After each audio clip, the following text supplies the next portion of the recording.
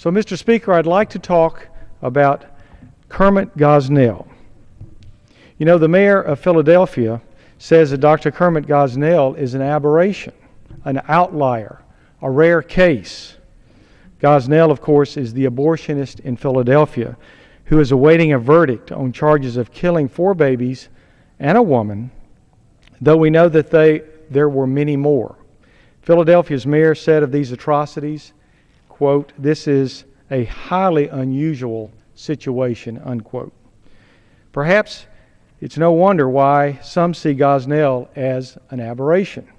His clinic was inspected only 3 times in 31 years, and it was never inspected from 1993 to 2010.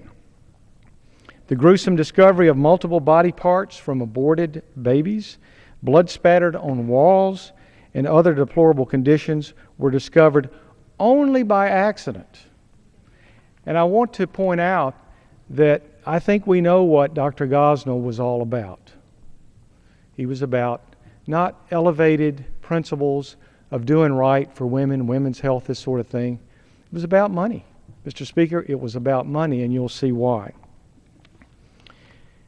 Despite the fact that this had been going on for 31 years, it went undiscovered.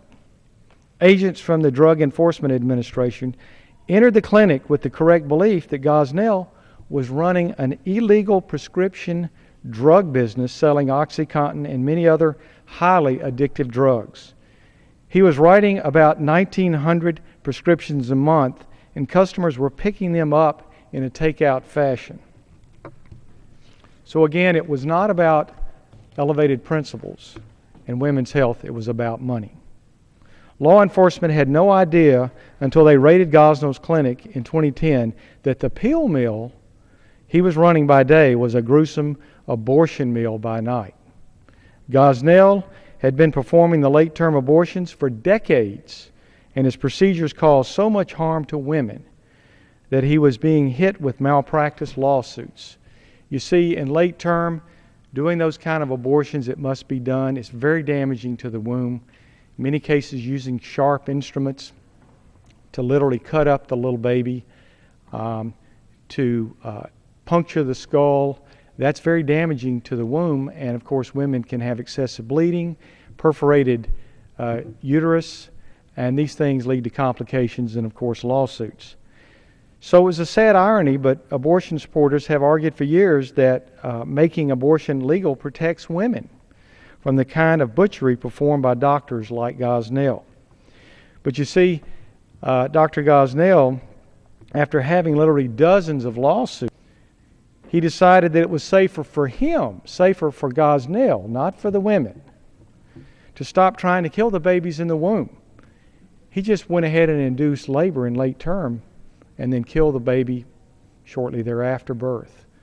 And how did he do it? It's what he referred to as snipping. He would thrust a pair of scissors in the base of the skull, in the back of the neck, clip the spinal cord, destroy the lower part of the brain, and make the baby stop breathing. And in fact, witnesses said that in a number of cases, babies were there, again, late term but somewhat premature, but certainly well enough mature to have survived outside of the womb, would be there breathing before he did his heinous acts, or in some cases were actually crying.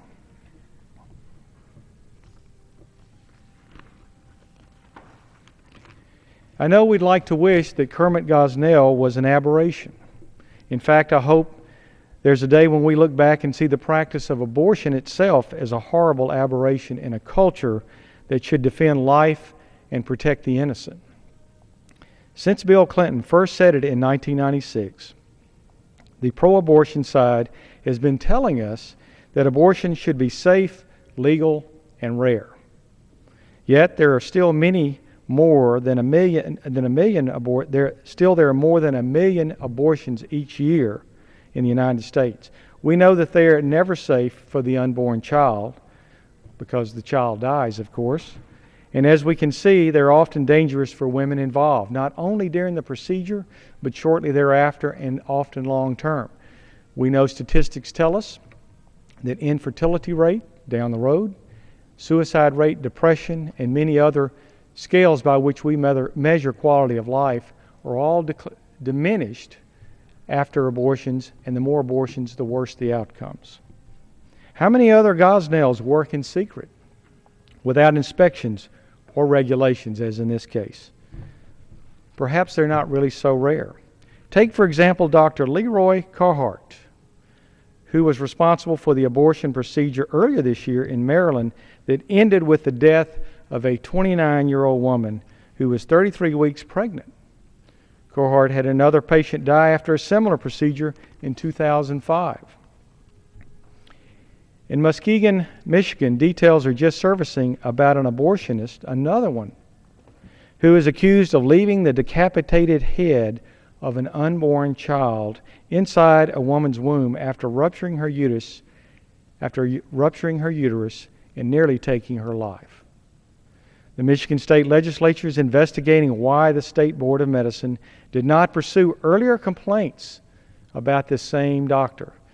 You see, what we're finding is, in many cases, while the medical agencies that are responsible for oversight are turning their heads when it comes to the issue of abortion. They're all about inspecting hospitals and doctors' offices, but when it comes to abortion, they just don't even want to go there, apparently. In recent weeks, we've seen undercover videos from the group Live Action showing doctors and medical personnel at abortion clinics with a callous and even heinous disregard for life.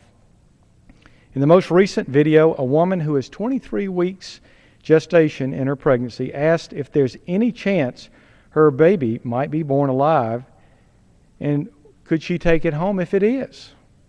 And a clinic counselor assures her that it is not likely to happen and says that if the child happens to be born alive during the abortion procedure, the medical staff will make no efforts to preserve the child's life, but will allow it simply to die. That's no surprise, considering the Planned Parenthood representative who testified about the late-term abortions in March before a Florida State House subcommittee. When asked what Planned Parenthood would want to happen if a baby was born alive and still struggling to live after a botched abortion, she said, quote, "We believe that any decisions that's made should be left up to the woman, her family, and the physician," end quote. When pressed further about what Planned Parenthood physicians do if a baby is alive and moving and breathing on the table, she answered, quote, "I do not have that information," end quote. Doesn't that sound familiar? Remember that President Obama was once asked, when does life begin? Of course, implying, does it begin at conception? And his answer was, it's above his pay grade.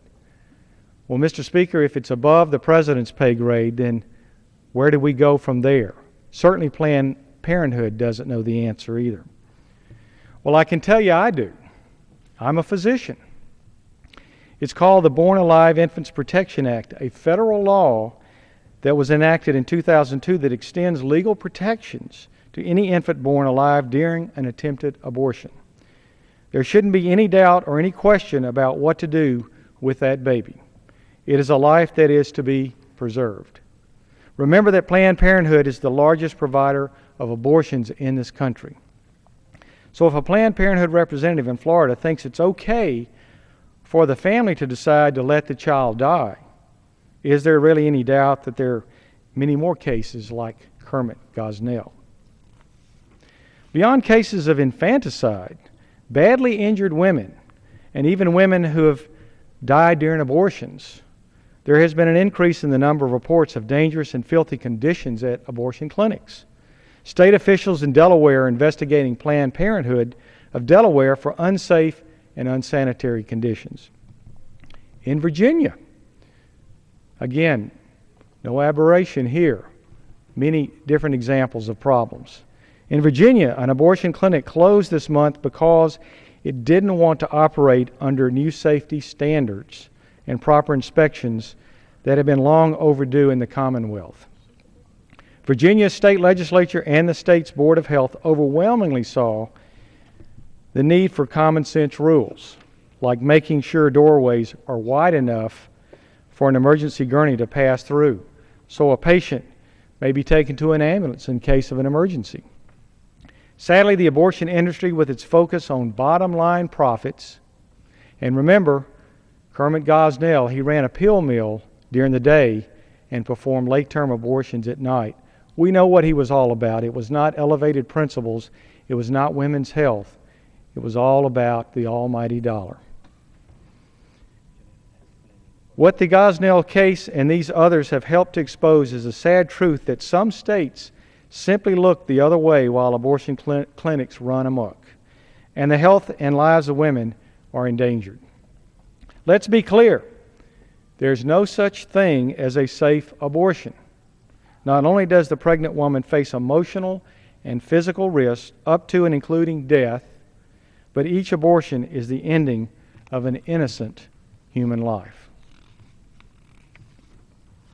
So, how is it that we have a humane society for animals, but we don't have a humane society for the most innocent and vulnerable humans, babies? Why is it that the media and many Americans go crazy over the treatment of wild and domesticated animals, yet seem to turn a deaf ear to the silent screams emanating from inside the womb of millions of young women? Mr. Speaker, what can be done about such alleged murderers as Gosnell? How many more Gosnells are out there damaging wombs and killing babies? If we wait on the media and the state health care officials to find them, we may have to wait many years while many deaths occur. Therefore, I call on state legislatures and governors to write ironclad laws and regulations to protect mothers and infants from these heinous acts. State regulators to ensure that abortion clinics and abortionists are adhering completely to every rule and law now in place, and the many more that will be established in the future, we hope. And I call on prosecutors and judges to make sure that abortionists and abortion clinics that break the law and that defy the Born Alive Act face the full measure of law. Finally, we stand today with our national conscience stirred by the Gosnell trial to stop and look again at life in the womb.